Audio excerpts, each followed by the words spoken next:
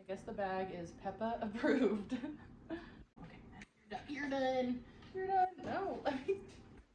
Hello, and welcome back to my YouTube channel. If you're here, you are here to see a do-it-yourself craft project using materials that you probably have laying around your house. Today we are turning a t-shirt into a reusable bag.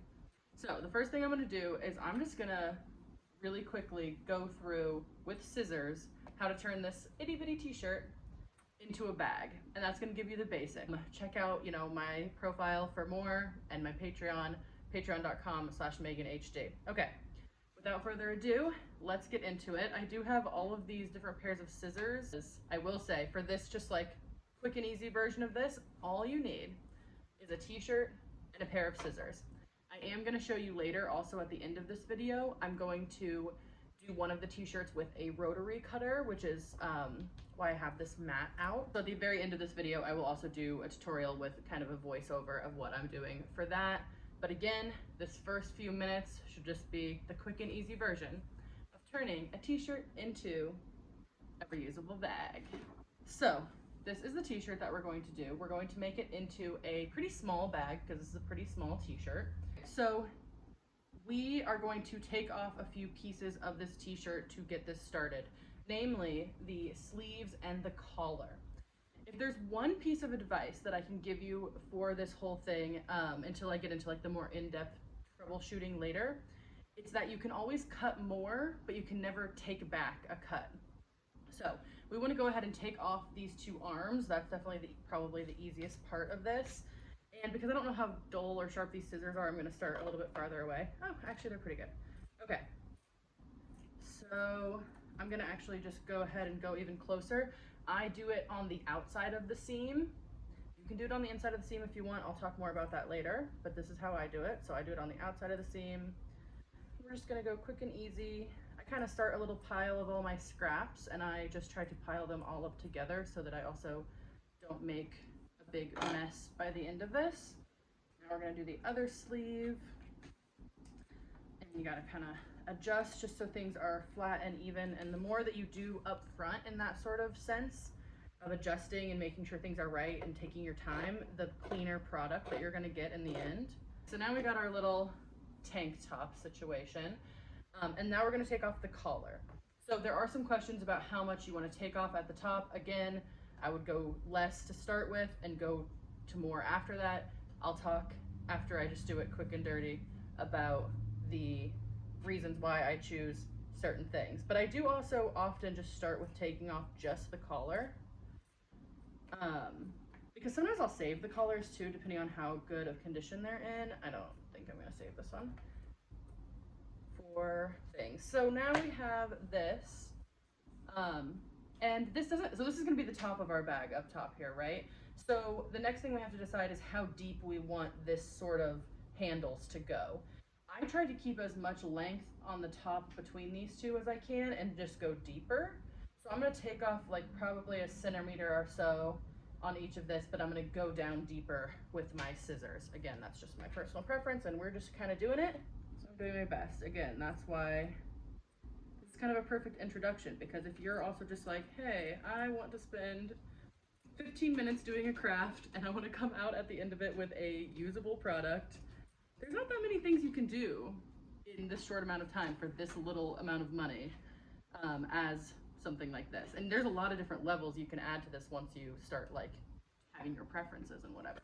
Okay, so now that's looking a little bit more bag-like at the top. But obviously, the bottom here is the last thing we have to deal with. So we want to go ahead and cut off this bottom seam. We'll just cut that all the way off. Cat's scratching on his little scratcher thing, so sorry if that sounds weird. So we're just taking off this bottom bit. These scissors are actually cutting pretty good. If your scissors are not cutting this good, it's also okay. That's why I like to use the rotary cutter, because it does just make a way cleaner cut. This is like the little loops that I'll use later. So I'll start a different pile for those. These ones are cutting pretty good. They don't always, and they do kind of, like if you look at it up close, it is a little bit of a raggedy edge. But I will say t-shirts are gonna roll if you don't put a hem on them at all, which we're not going to. So it doesn't really matter that much if it's kind of jaggedy at the ends. Okay, so now to actually bring the bottom of this bag together in a way that then makes it functional, because again, right now we have like a hollow tube. So we are going to essentially cut about 2 inches up to make little like ties that then we're going to tie together, like little flaps of fabric that we're going to tie together. So you want to have your t-shirt pretty straightened out. This is another point where it is a lot easier to use the rotary blade. But we're going to use the scissors because, one, I don't have any other option, and also that way we can show how to do it with literally the most minimal tools. That's the word. Okay, so I like this rotary mat as well because it has like inches, it has measurements on it.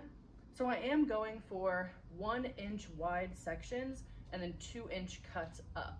That is my preference. That way I have a nice long tie to work with, do a lot of different things. Again, you can do whatever you want because it's pretty forgiving, and if you make a mistake, hopefully you just use materials that you don't care about. Definitely the first time you do something, use materials you don't care about. It doesn't always look glamorous. Sometimes you're just like, oh, how do I do this?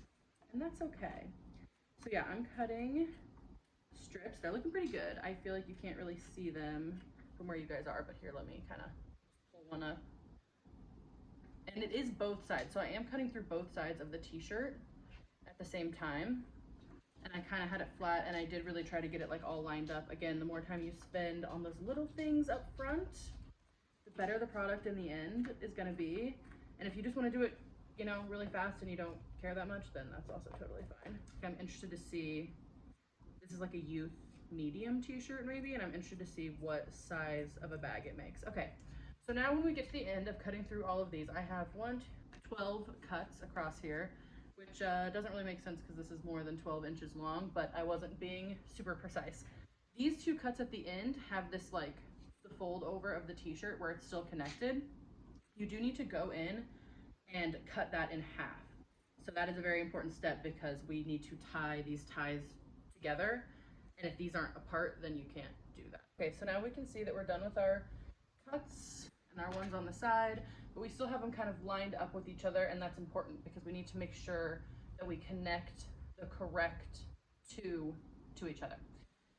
So I'm just gonna pick one end to start at, this end right here, and I'm gonna grab these two, the 2 that are right across from each other that we just cut in half.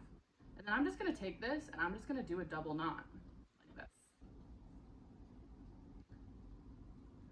Double knot.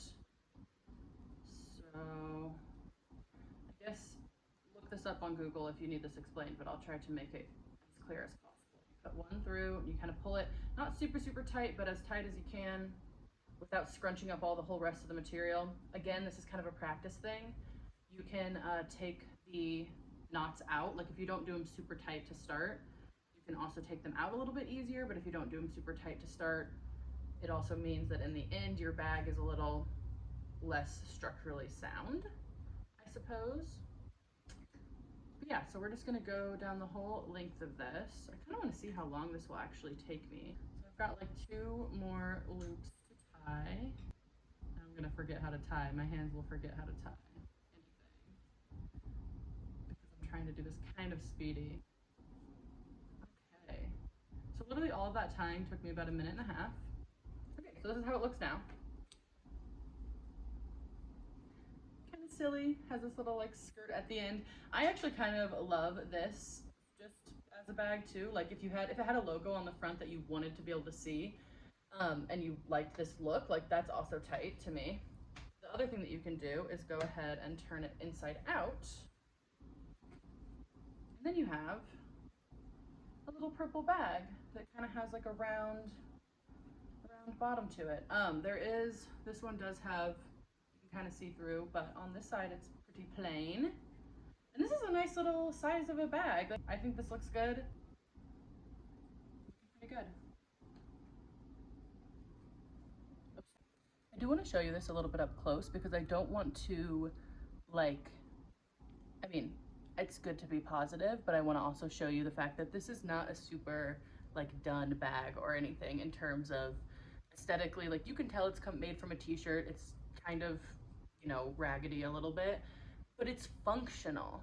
And this is something you can turn something that you might not know what to do with, or it might be trash or whatever, into something that you can use. All right, so now I'm going to show you guys how to use a rotary cutter to do this project instead. This does obviously require a couple more materials. The rotary cutter itself, like the vessel, and then there is a blade inside of there. So then I'm also going to answer some like questions that you might have about why I'm making certain decisions about where to make cuts and whatnot in this section as well. And then I'm going to show you a different tying technique for the bottom in case you want to do something that just has a little bit of a different look. So this also requires a rotary mat, and I use them a lot. They are nice. You can just put them down on pretty much any material, and then that way you can cut safely without damaging things. And these boards, I believe, can even be like sanded and refinished maybe or something. I don't know. I haven't even ever tried to do that. So we are going to start with the same steps as we did when we used the scissors. This is me just kind of adjusting and like having this lay flat because again, doing those things up front is going to help a lot with the finished product. So first things first, I guess just because it's right here, I'm going to go ahead and cut off the collar of this guy. You do kind of have to get the motion, and you do have to make sure that you put a decent amount of pressure into it. I'm going to be kind of in a funky angle, and this is kind of a funky angle in general, but it's the best that I could do, so that's what it is. So I just cut that the very barest little bit. We'll probably adjust that later. And then now I'm going to cut off each of these sleeves. I also wanted to show you guys with this one the fact that you can do a long sleeve, like no problem. It's the same thing. You just cut it right off. And here is where I choose to cut on the outside of the seam versus the inside of the seam. And it really depends on what you're going for in the end, what matters most to you. Because this is not very pretty, this seam right here on the inside or the outside, but it is a lot more structurally sound and will keep the, like you'll have rolling right here with your t-shirt instead of rolling in the handle, which will become stretchier. Like that's the thing about t-shirts is that they are in general pretty stretchy. So they don't actually make, like bag-wise, these can last a long time, especially if you're not using them for too much weight, but they are something where you do have to think a little bit about the structure of them. So that's why I choose to leave in the seam. You could also, if you really wanted it to look nice, you could go through and glue the seam down or put a stitch, like a hand stitch, or use a sewing machine and stitch around there and make it look nicer. But again, it depends on what you're using it for and whether you care about that or not. So I typically go ahead and leave the seam just because I'm worried more about structure than the look overall at the end. But that is a personal preference, so you can do it differently and it will be just fine. So again, right now I'm probably going to go and adjust this top part. So I try to go for at least 2 inches on the outside edge, which my rotary mat, what's nice about them is that they do also have these. So this is about a 4-inch strip right here. I like to leave 2 inches, 2 to 3 at least. So I'm going to not take off really hardly any, but I am going to go deeper. Make it easier, again, an easier hold on the bag. Okay, I'm actually going to go a little bit further in because this is still feeling a little bit too wide to me, but I'm going to go even more scooped. And this is the thing where, not to brag, but I'm making this look really easy. And this rotary blade is nice and sharp, which makes it a lot easier. If you're having trouble, just replace the blade and try again, because that is something that is a toughie. And be very careful with these. They are, you know, you need to be safe with them for sure. But it is sometimes kind of hard to know about the angles. I've done this a lot, so the angles kind of come naturally to me. But don't beat yourself up if it doesn't look that perfect the first time, because I have made like 25 of these. Okay, so now I'm going to cut off this bottom part, easy peasy. I try to go parallel. See how this shirt is like wavy here at the bottom? I try to go parallel to make, or like go along a line to make a straighter line, as straight of a line as possible.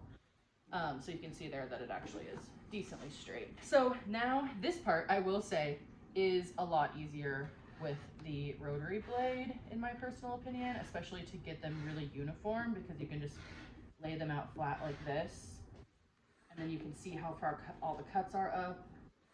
You can match it really easily, and it's not shifting all around, so this does make that really easy. Again, I'm doing 1 inch strips and then 2 inches up. Actually, I'm going 3 inches up. I lied. I'm going 3 inches up. This, we're going to do a little bit of a different method. I started with 2, but I ended up with 3. This is a pretty forgiving craft, I have to say. So let's just see. Okay, yeah. And this, again, because our blade is nice and sharp, that actually did work. Okay, after that brief interruption, I will say the one thing that is harder to do with the rotary blade is to get these little side pieces, so I do just go in with my scissors and cut those because it's a lot harder with the rotary blade. Okay, so now we're gonna do a different type of tying than we did on the last one. And we have to decide, do we want this inside out or right side out? So I'm gonna turn it inside out and just see how it looks. And sometimes I feel like the back of these looks worse than the front. And then you have the outside seam. I don't know, I can't decide. See, this is where, like, if I was gonna go around, like I might go around and glue these because I don't love the look of that if I was going to be extra picky. I think I am just gonna do it right side out.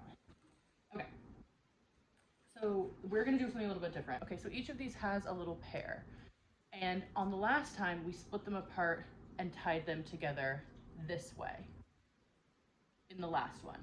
This time we're gonna take them, we're gonna keep them together, and we're gonna make a loop as close to the bottom here as we can with both of them. Pull that through. And instead of doing a double knot, we're just doing a single, and it will look like that. So as maybe you can tell, this creates a little bit more of like a fringe vibe. You want to get the knots to as close to the edge of the shirt as possible, but also in kind of a line with each other. So again, this is something that takes practice, and it might not look perfect the first time that you do it. I don't think mine's gonna look perfect in the end either. But again, what we're after here is a functional object from something that you might have otherwise thrown in the trash or donated somewhere where it eventually gets thrown in the trash anyway. So I'm gonna finish this and I'm gonna come back and show you. Okay, so this is the finished product. This is the front and the back. As you can see, it kind of gets scrunched together here at the bottom, but now it has this like nice little fringy vibe. And you can cut that shorter or longer.